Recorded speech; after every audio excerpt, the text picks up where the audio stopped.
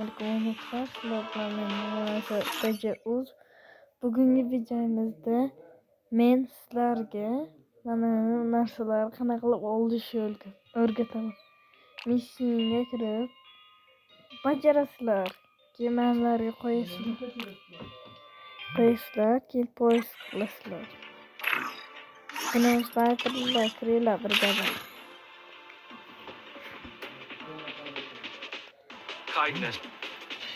Chat 2 marta bostirga chiqdim. Qana kim ekan? Fefe Davron Fefe.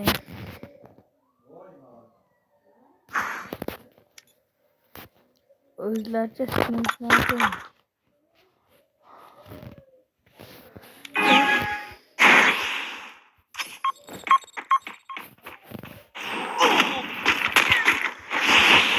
Allah'ım almasın ya.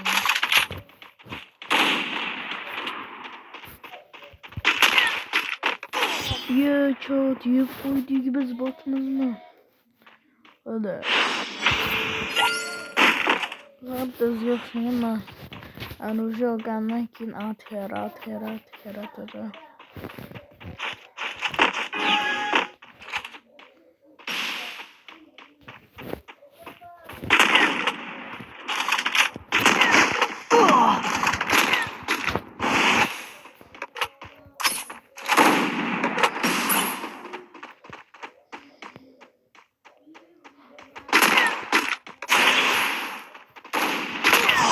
Bırak üstü çıkılamayamsız. Hemen çıkarım. Bırak üstü çıkılamadınız. Şuna kırıyasız. Bırak. Üstü çıkmış göstermeyin. Bırak çıkın.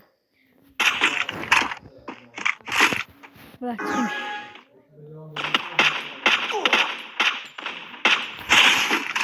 Zaten kutuya yapak ya. Hadi evet takmayla çanağının içine indirmeyi. Ama lazım kıymetamansız görüyoruz. Ne zaman?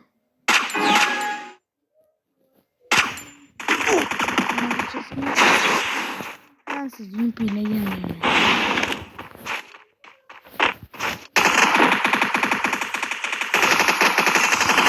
Mana hayat hiç yok. Vay emotik orayı yapan. Tat 5'e bir kılamam. İno şakandan koygan usul. İno şakar. Siz 1 milyon bilasiz. 69K qiling, turnir qiling. İno şaka Zulfanomax'i aytishi bo'yicha agar İno şaka ko'rsalarda Zulfanomax'i aytishlari bo'yicha ketarmışlar. Shot ana headshot kam bo'layotdi ki ana headshot. Ay, qarang, ko'zimni yumib headshot. Bilatim.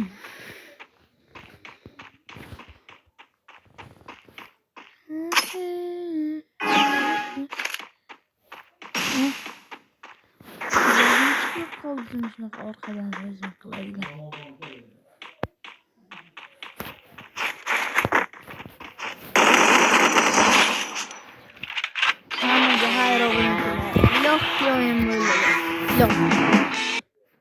I stand as a guardian against chaos.